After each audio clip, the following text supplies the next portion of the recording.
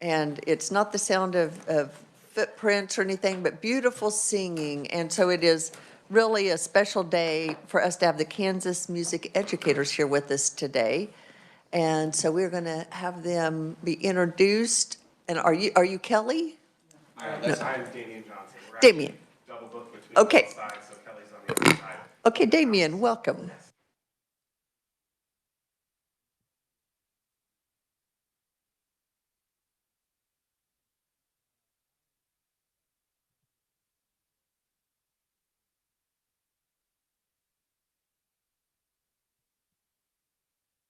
I will take, oh, there we go. Thank you very much. So music education is not only a community issue or a student success issue, it's also a workforce issue. And we actually have today Kevin Dam from Dam Music Center in Wichita, Kansas. I wanted to bring him up to kind of talk a little bit about the workforce issue as it relates to music education. Kevin. Welcome, Kevin. Like Damian said, my name is Kevin Dam. I'm the president and founder of Dam Music Center in Wichita. We're a community music store that specializes in selling musical instruments, woodwind, brass, orchestra instruments, violins, drum sets, guitars. We also offer music lessons and instrument repair. But I have an extra duty on my plate. I'm the president of the Kansas Music Merchants Association. We're a small group of music stores that are located in Kansas that specialize in supporting music educators, and we're really proud to do so because music education is a really important part of a student's life. We do a lot, in my business, we do a lot of recruiting for students to join the school orchestra or the school band, and one thing I always try and tell parents is you want your kid involved in music. That's where the best kids in the school are. It's a great community.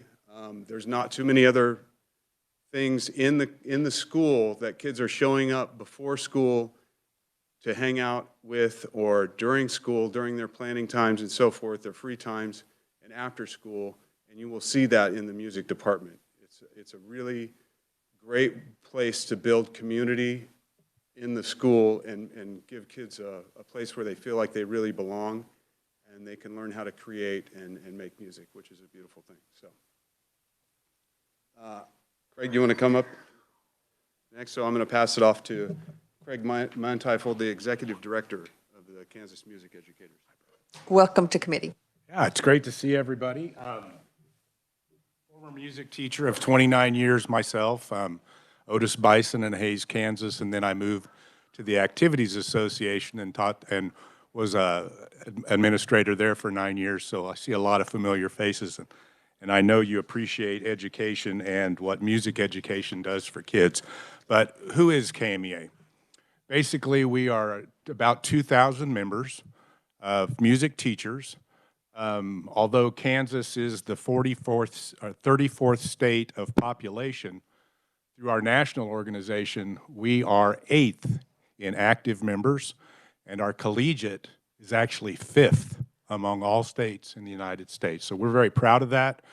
Damian's going to talk about our in-service a little bit later, but it's so important for our students to have music as part of a well-rounded education. It does so many things for kids. I wouldn't be, of course, standing here right now if it wouldn't have been for great music teachers in my life, for great mentors, not only in grade school, middle school, high school, but also on the collegiate level. It helps with literacy, math skills, all those kinds of things that help with that well-rounded education. So thank you for your time today. I know Damian's going to talk to you about a whole bunch of stuff here, and I'll give him the floor, but thanks again for your time. We appreciate you. Again, I recognize the full docket, so I will be quick, I promise. We just had our in-service workshop this past weekend, welcomed almost about 10,000 people into the city of Wichita for our 11 all-states that we have. We also had 110 exhibitors, so that's businesses outside of Kansas and some inside of Kansas as well, coming to exhibit to our teachers and sell their products and let us know about the products and things like that that can support music. We also had we had 11 all-states, I think I said that already. We always do an informal gathering of ACT scores with them. The average ACT score, which you probably already know, is about 19.5, and here in Kansas it's 19.3. With our combined average with the all states, it is at a 27. So not only is music attracting smart kids, but smart kids want to be in music. I mean, that's just the thing. So music is still the largest activity that KSHA sponsors by far. It's a very large activity that KSHA sponsors still to this day. So a couple of our asks, obviously, are we want to make sure we put well-rounded music educators in the classroom in front of our students. And I know that that's something that you probably share as well, wanting to make sure that we have those well-rounded individuals in front of our students, teaching them. So we need your help with that, obviously. We also need your help with funding. I know I could probably walk around the State House and probably not find many people who are against music per se. They're not going to come out and lobby against music, especially after the two beautiful performances that we had today. But what they might do is they might cut other funding that would then trickle down to cut your music teacher, to cut your art teacher, or something like that. So it's not just the funding that goes specifically to music, it's the funding that goes to the school that then trickles down to the music, and that's where we sort of start to lose teachers. So we would ask that you're very cognizant and aware of that funding, and we appreciate your support as well. We had State Board of Education members at our convention this week. We welcomed Dr. Randy Watson as well. He was there for a few hours, got to watch his alma mater perform at McPherson High School. We also welcomed Jim Porter in, former chairman of the Kansas State Board of Education. He comes to all of our concerts as well. So it was a really good weekend. We had a wonderful in-service with a lot of people who came to contribute to our Kansas teachers, and hopefully they went back refreshed, and their buckets were refreshed, and they're able to pour into our Kansas students as well. So again, thank you for your time. We just wanted to make sure that we want to thank you for the time out here in the Rotunda as well, and for letting us have our students perform for you today too. So thank you very much. Thank you, and thank you for all that you do for Kansas kids. We do appreciate it.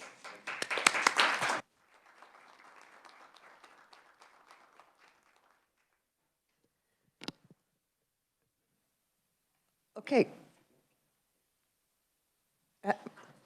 Senator Thomas. Hey, Damien, don't go anywhere. Come Senator back. Thomas would Real like to quick make a question. comment real quick. Kami, a huge part of my life. I was able to be at the convention 3 years in high school. So love you guys, but I ask the same question every year. Do what? When's it gonna happen? We need to get on that. All right. Let me know when the dates are next year. I'd love to at least come and attend again. Thank you so much. Thank you. Appreciate it. Okay, committee, now we will turn our attention by opening the hearing on Senate Bill 437 with an overview from our reviser, Tamara Lawrence.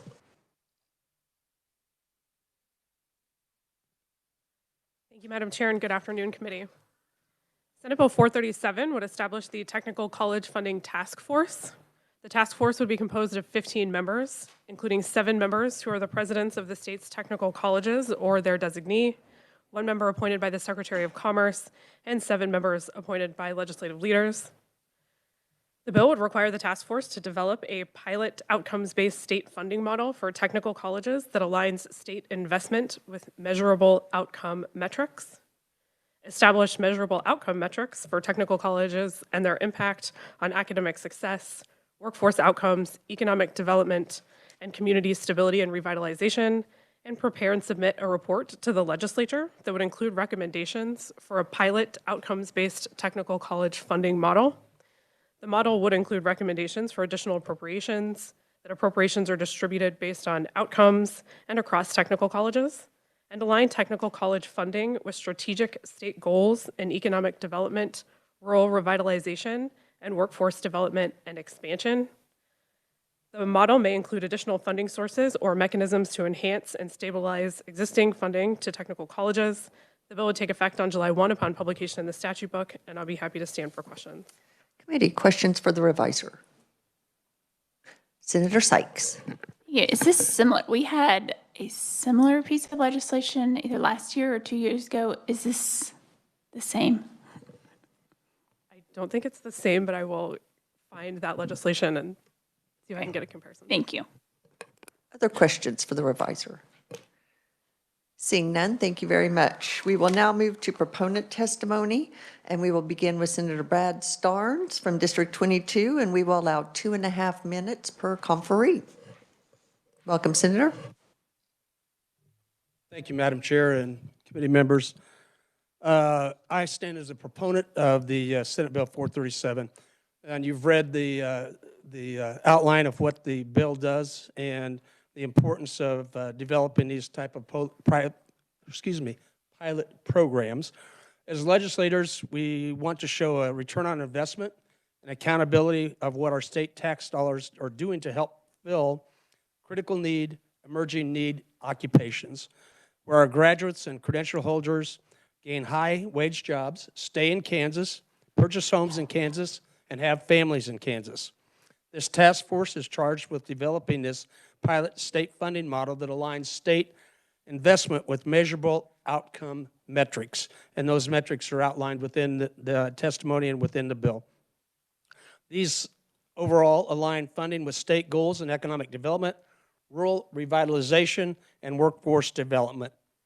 Last year, MATC, and Jim will be talking following me, rated nationally #1 and #2 in the country the last 2 years, had a budget cut of $1 million out of a $9 million budget. We must provide a sustainable, validated method to provide them with funding. In the future, I hope we may utilize similar outcomes-based matrix for funding of all Kansas state-funded education. Without any tax increase or the ability to have a revenue stream, these community college vocational schools have no other means as far as helping them to be able to meet these particular needs of all Kansans. I will stand for questions, and I urge you to pass Senate Bill 437 favorably. Thank you, Senator. Next, we have Jim Ganant, President and Chief Executive Officer, Manhattan Area Technical College. Welcome to committee, sir. Thank you. Good to see many of you again. Thank you, Senator Starnes, for supporting this. Our written testimony is fairly general. You've seen the bill. This took some time to put together, but we've been monitoring examples from other states. There have been performance funding and outcomes funding in other places. Sometimes it worked well, sometimes it didn't. Our model takes a look at what Texas has done over the last couple of years. And I know change is not easy. In fact, I'm a fan of the philosopher Anonymous, who said the only person who likes change is a wet baby. This proposal, as Senator Starnes mentioned, allows for total accountability from you to your constituents that you're paying for outcomes that matter for the workforce of this state. We're targeting the technical colleges because we are a smaller group. It's easier to try a pilot with us. We do not have local taxing authority, unlike community colleges or school districts.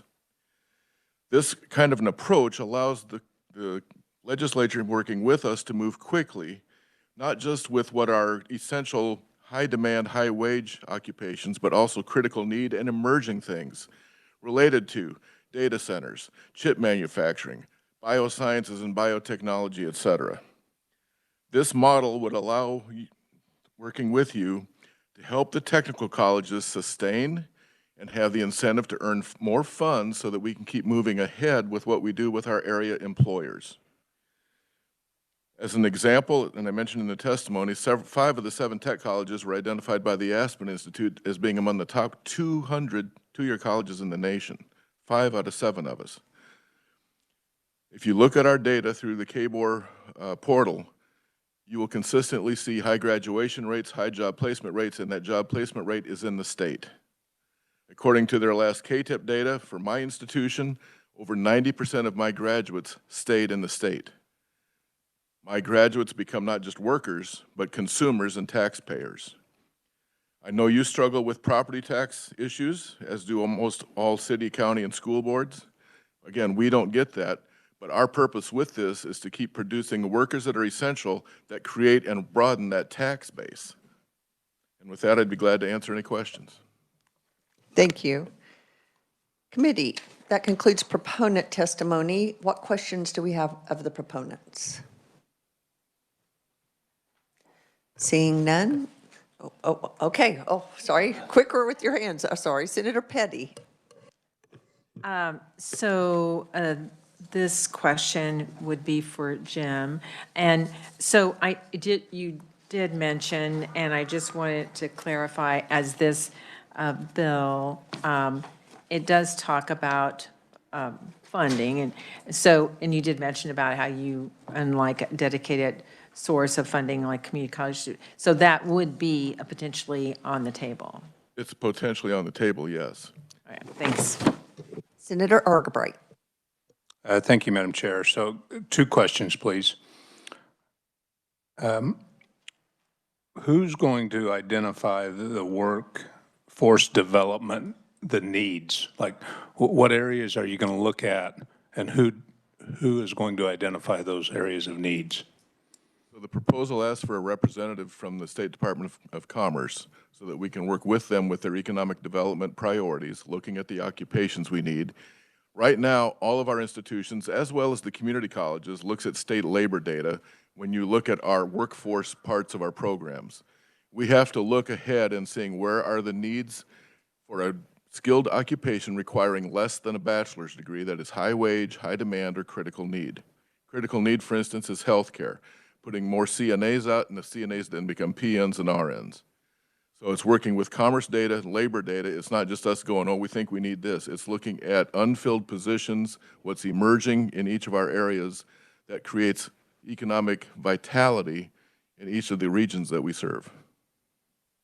Okay, thank you. I don't see any testimony from other technical colleges. Do you have feedback? I have feedback from them? Are they on board? Are they? They told me they're all supportive. Okay. And then the needs assessment, I'm circling back there. That's how that would be distributed, and we wouldn't have a lot of, I guess where I'm going is how much duplication, or is that spread out, those type of needs assessments? You shouldn't have any duplication, because right now all of us who receive Perkins funds from the feds through the state regions, we have to do local needs assessments working with our partners. So a lot of that data is in place. This proposal is basically providing incentive funding to us to produce nurses, mechanics, technicians. For instance, I have an electric lineman program. I produce 24 electric linemen a year. 90% of them stay in the state. The average starting salary in Kansas, not that all my students get that, but the average starting salary for a lineman in Kansas is $102,000. I put out 40-some RNs a year. I put out dozens of welders. They're all contributing to the economy, so this proposal is looking at getting state funds for us based on we've produced those essential workers that stay in the state and help fuel the economy. Madam Chair, so I guess it would be helpful to see that the other technical schools, you know, that they're on board, because the duplication of maybe areas, are we capable of doing that? Doesn't sound like that's the idea behind it, but how are we coordinating it, and is everybody on board? Thank you, Madam Chair. Senator Sykes. Thank you. Thank you for being here, Jim. So I'm going to ask you the question I think I asked Tamara. So a couple of years ago, because I know we have the TEA board, and there was so is this kind of duplicating that bill that we saw a couple of years ago? How would this new task force differ from TEA? So TEA, none of the current funding structures are based on that kind of outcome as far as producing the graduates staying in the state. They look at the data, but this approach funds based on that production. Thank you for that clarification. Any additional questions? Senator Starnes.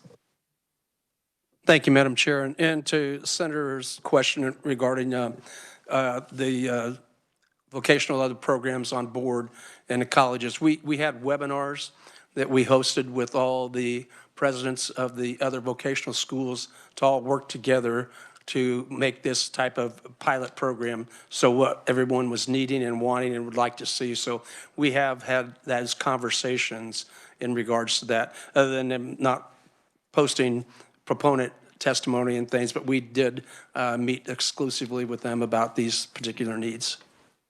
And I did share the testimony with our members and said, give me feedback, and I got back, do it, do it, do it. So. Okay, seeing no other questions, thank you so much for being here. Committee, we do have neutral written testimony from Blake Flanders, President and CEO of the Kansas Board of Regents. And we will now move to our opponent testimony, and we have Heather Morgan, Executive Director, Kansas Association of Community Colleges. Welcome, Heather. You have 2.5 minutes. Thank you, Madam Chairman. Let me start by saying that we don't disagree with anything that the technical colleges are suggesting about performance-based funding or all of the excellent work that is being done by both the community and technical colleges. But some of you around this table will remember a particularly difficult conference committee at the end of last session related to the budget, and words were said like double dipping and need to be more efficient. We took that to heart and have been working for over a year to bring some efficiencies to you, which were realized yesterday and hopefully in a few minutes when you pass your budget later today related to Senate Bill 155. That was phase one. There's always been phase two. Actually, we are having an internal community college work group to start talking amongst ourselves about a performance-based funding model for all of our funding. There are various of you around the table who have talked to me about wanting to move to both a community college and a K-12 performance-based funding model. We can do that without this legislation. Both the Kansas Board of Regents and the Technical Education Authority are bound by statute to have their duty to be looking at the funding models and how we're funded as a two-year sector. So what we would like to do, skipping to the end of my testimony, what we'd like to do is work together with the technical colleges to come back with next session with something that would be for all of our funding. Both Senate Bill 155 and the tiered and non-tiered model are growing at such a rate that it's unsustainable. We need to make sure that we move from an inputs model to an outputs model, that we are funding things that are driving the Kansas economy. The community colleges are doing 83% of the two-year sector education and 70% of the tech ed. So yes, it would be a bigger group, but if we can bring the group along faster, without a bill, working together, working with KBOR and the Technical Education Authority, we could avoid spending excess dollars for a new pilot task force, while many of you in this room are going to be really busy redoing the K-12 finance formula at the exact same time. The last thing that I would just like to mention is that we agree with the technical colleges. We have to move to a performance-based funding model. We think that we should work collaboratively to do that. And with all of you, checking in, work check. Some of you know that we did that all this fall with Senate Bill 155 and with the Technical Education Authority adopting some of those things. So that's what we would propose, and I'm happy to stand for any questions. Thank you so much. You are the sole opponent, so we will open it up to questions from the committee. Senator Murphy. Thank you, Madam Chair. Yeah, this is something we've been working on for a while. And, you know, I've just talked to Heather the other day, in fact, about some of these concerns. And I feel like there's a good plan in place. We've been working for, 4 years, I think, to try to get some of this stuff. And like I say, we're looking for outcomes. And the things that we've done in the past have kind of fallen short because we've been putting people into the front of the funnel, but not getting them through the small end, so to speak. So I appreciate what she's done, and I think she's got a reasonable plan that we can work with, and I think will give us good results. Any other questions for the opponent? Senator Starnes. Thank you, Madam Chair, and thank you, Heather. I appreciate definitely working together and what we could do to ensure these outcomes are met, and then be able to have that incentivization model. The thing that is different, obviously, is the fact that community colleges can now raise more funds and have that revenue stream versus the vocational programming schools that don't have that ability to do it. So that, I think, is a distinct difference.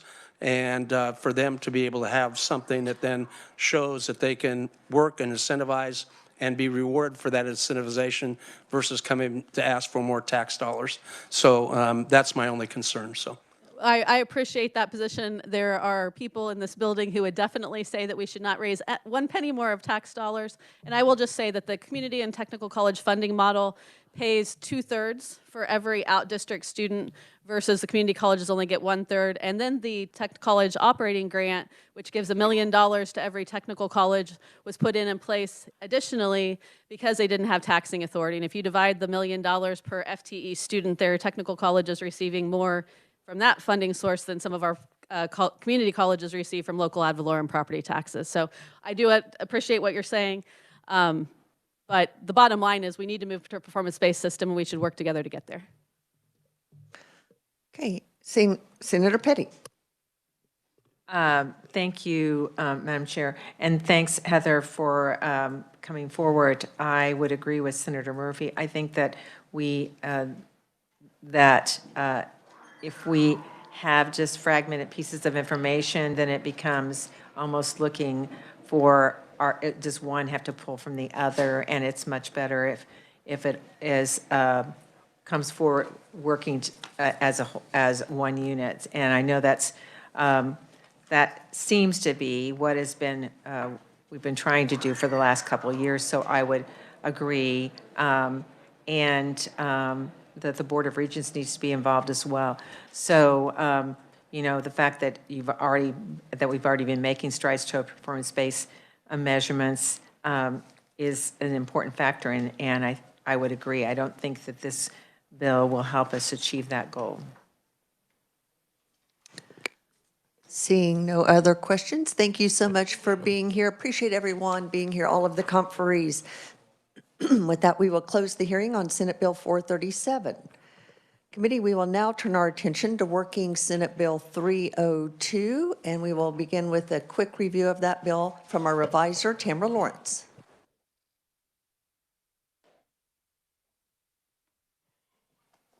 Thank you, Madam Chair. Senate Bill 302 would require school districts and accredited non-public schools to prohibit the use of personal electronic communication devices during instructional time and prohibit any employee of a school district or accredited non-public school from using social media to directly communicate with any student for official school purposes. Any questions for the reviser? Seeing none, what is the will of the committee? I will say that I will get the ball rolling. I do have an amendment. So if you could pass that up, please. I believe it's A.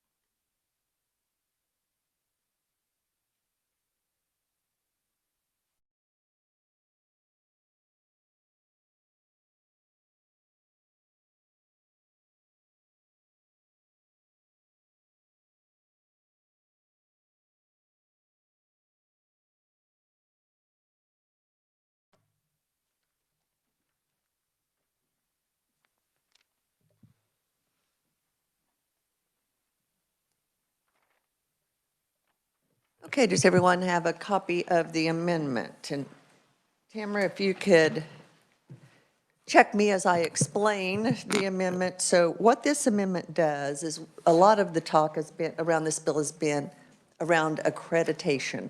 So this amendment defines accreditation for the purposes of this bill of being any non-public accredited school by KSDE or public schools. And if a school happens to be dual accredited, meaning accredited by a KSDE and another entity, they would still be subject to this bill. And then the other definition on the next page refers to those schools that are not accredited by KSDE. Is that right? Okay, no, that's the dual accredited. That's the dual accredited. On page 3 is where it talks about in chapter 72 of the statute that whenever you see accredited or non-public schools, then that is going to default to mean those accredited by KSDE unless otherwise specified. Okay, so it's just defining accreditation for the purposes of who is subject to the cell phone ban. So I don't know if that's clear, or if Tamara, you need to add anything or clarify anything. Okay, with that, questions on the amendment? Senator Starnes. Thank you, Madam Chair. So with this definition, this doesn't include homeschools? I'm sorry, could you repeat the question? Yeah, sure. With the definition, it does not include homeschools. It does not, and it does not include virtual schools either. Okay. Other questions? Senator Petty. I'm just asking about attachment A, and is that just the complete language for what you just went over? No, okay, thank you. Yes, attachment A, if you'll look at the blue, number 5, is a statement that says that any non-public school can voluntarily seek accreditation by the State Board of Education or by a regional or nationally accredited agency. And then every school that is accredited by the regional or national accrediting agency has the same rights as non-public schools accredited by the State Board of Education. So it's just reaffirming the accreditation process. And then attachment B, this relates to KSHA. Number 8, recognize and accept accreditation of non-public school by a regional or national agency is pertaining to KSHA. So those are the 2 attachments to this amendment. Are there additional questions? Senator Petty. I might be reading into this, but is this broadening this bill, these 2 attachments that we have? I know Keisha was mentioned, I think in one section of the bill, but, okay, I'll just ask the revisor then. Is this broadening this bill beyond the prohibiting students from using personal electronic communications device? Tamara? Thank you, Madam Chair. Yes, it would. The first balloon that you see on page 2, that definition would be specific to the cell phone policies that are in the underlying bill. The other changes beyond that are more general. So then when I look at new section 5 and attachment A and attachment B, those are, as you said, more general. They go to the statutes as a whole. By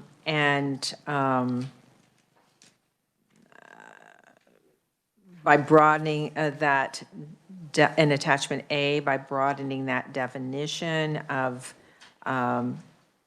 what is recognized as an accrediting agency, that be correct?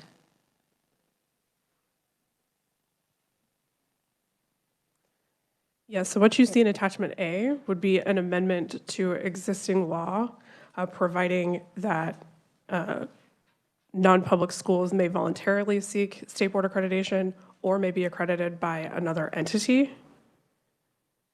And that is broader than just the cell phone provisions. And then on attachment B, my reference back to Keisha, so within the current bill, can you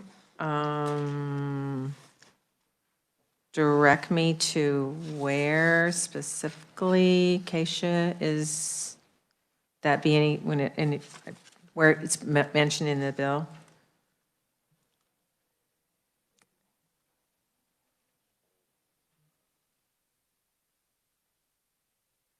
Tamara? Thank you, Madam Chair. So KSHA itself, the Activities Association, I don't believe is referenced in 302 as it's currently written. There is a reference to school-sponsored activities in subsection B at the top of page 2. But again, that is not specific to the to KSHA itself. So I'm looking at B on page 2. So that part that says during school-sponsored activities or events that occur outside of the instructional day, is that what you're referring to?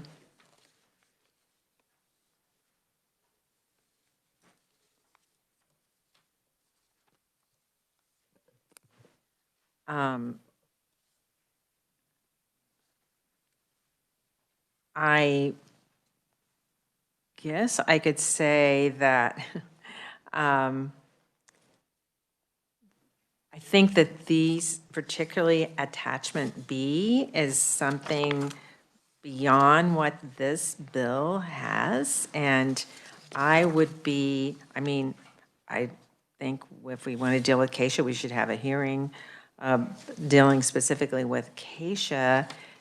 This seems to be kind of a backdoor way to change statutes that aren't even specifically addressed in SB 302. So I have concerns particularly about attachment B. I guess my response to that would be a lot of this bill centers on accreditation and what schools are subject to the cell phone ban and which aren't. And currently, KSDE and KSHA recognize other accrediting agencies. This is just solidifying that because we are dealing specifically with the issue of accreditation. That's why that's in there. It's to solidify the recognition of accrediting agencies other than KSDE. That's the reason for that attachment. Are there other questions? Senator Sykes. So just to clarify, with this amendment, you are just trying to clarify that currently non-public schools that are accredited by KSDE would be required to apply with a cell phone ban. Correct. That's correct. Senator Starnes. Madam Chair, and one more clarification. So under this amendment, the Catholic school is dual accredited. They're compelled to ban cell phones. Is that correct? If one of their accreditations is the State Board of Education, that is correct. Thank you. Any other questions? Senator Petty. So if a non-public school is not accredited by the State Board of Education, then, and they're not accredited by any other, if they are accredited by another entity, are they under this bill? No, only those that are accredited, choose to be accredited by the State Board of Education.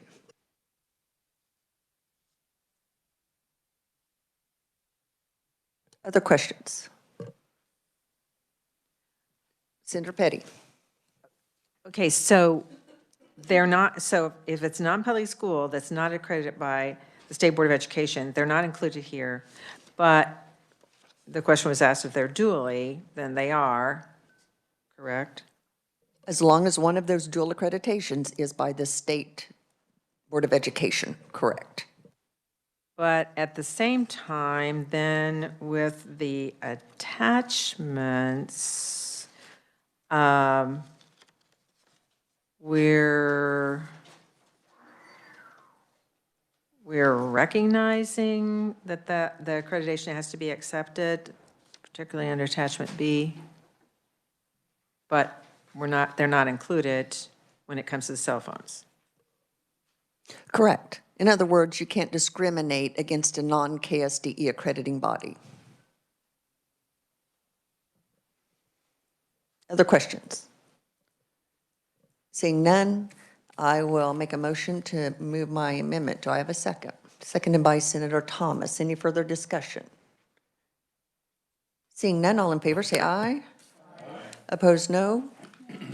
Motion carries. Senator Hill. Thank you, Madam Chair. I have an amendment as well. You got it? Okay.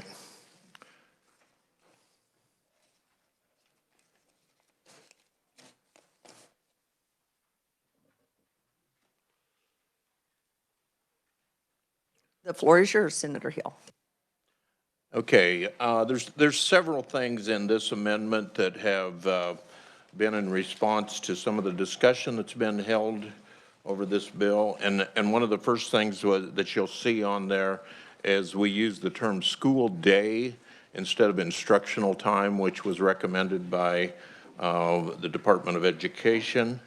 Then at the bottom of page 1, there's a bullet there or a balloon there that has a B in it, and it talks about the intervention. This is talking for special education children, the intervention of last resort, such as no other reasonable alternative option available for such student.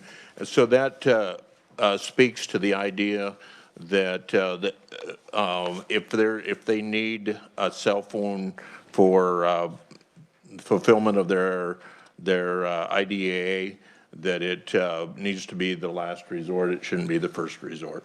So then on page 2, there's a bullet there that talks about that when children are not in the school travel or for work-based learning programs or technical, that this does not apply. Then there's a definition of school day coming next. And then we get into social media. Social media is mentioned here, and is the school districts are compelled not to require social media.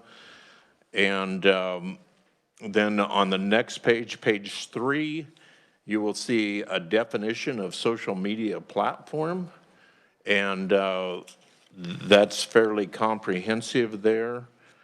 And then the last portion down there talks about liability to the school district for damaged phones. And with that, I would stand for any questions. What questions are there on the amendment? Senator Petty. I think I need 10 minutes, but I'll start. That'll give other people time to read. I'm looking on page 1, and of course, a lot of this I like. I think I had a very similar amendment.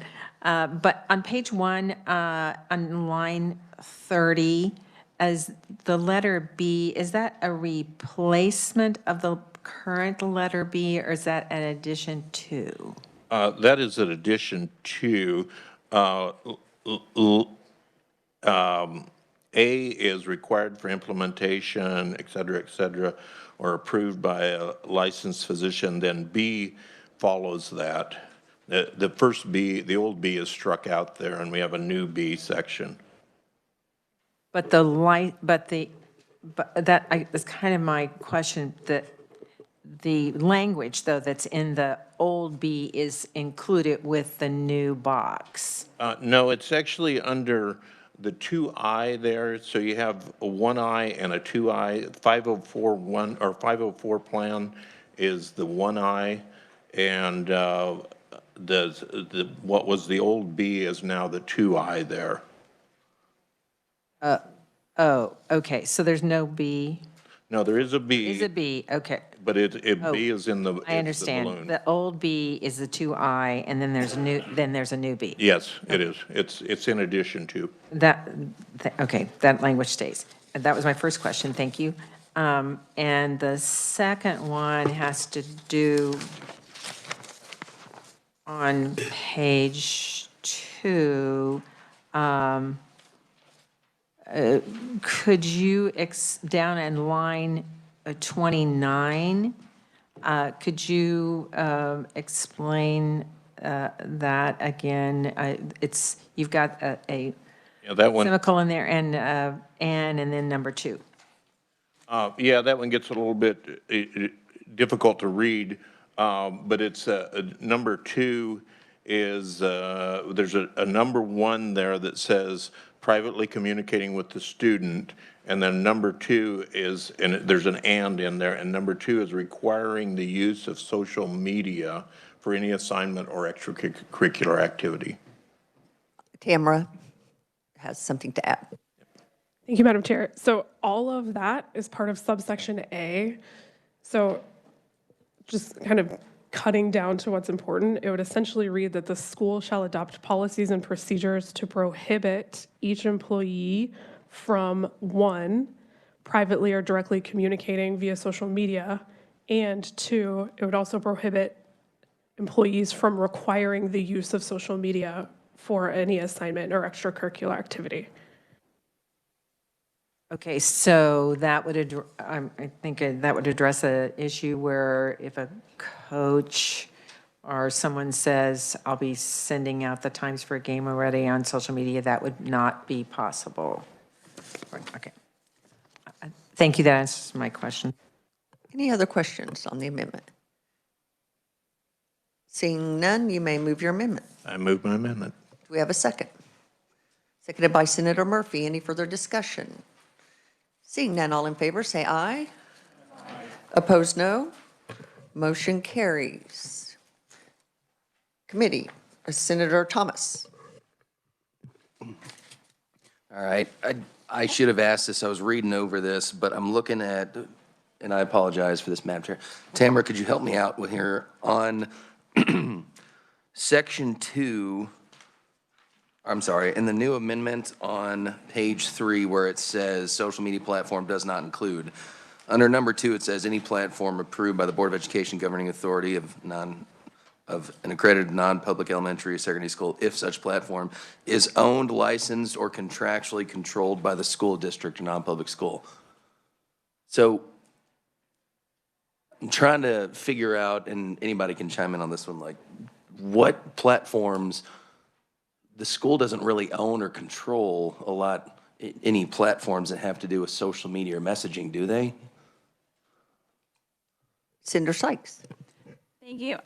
I think as we had discussion about this, there are programs, and it's been a while since my kids were in school, but they use for messaging because they're trying to keep it secure so that school districts, like that their teachers are not emailing, but there is a platform that they use. So it's not social media, but they were trying to make sure that those protocols that they put in the school to have safety, and it is a communication way for the teacher to get assignments out or things like that, that those would not be excluded as part of this. I just needed to read it a few more times because I was like, there's nothing social media owned or controlled by the schools. So I wanted to make sure. Thank you. Senator Hill.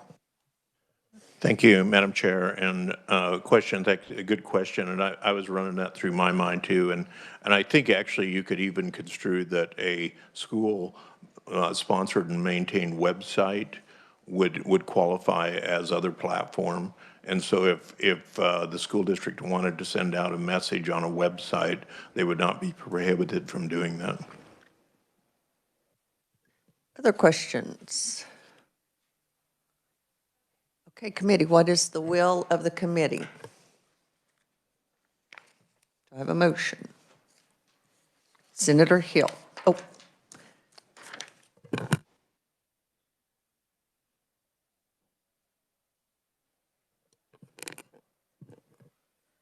I need to backtrack.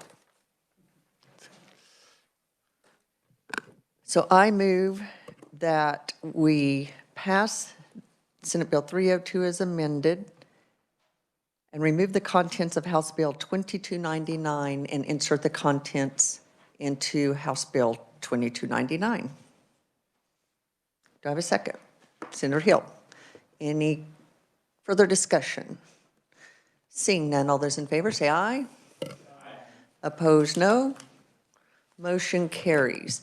I will let the committee know for the record that the intent is to have a trailer bill next session due to the fact of some of the issues we talked about and Senator Petty addressed with broadening some of the definition of accreditation.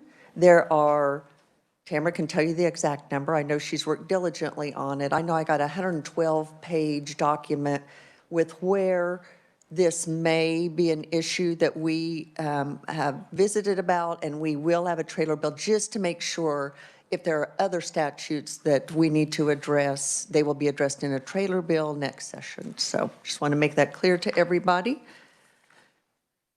Okay.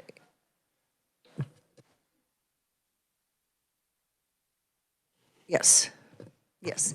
The revisor is asking for leeway on technical changes. Is there any objection to allowing her to make numbering changes, those types of things in the bill?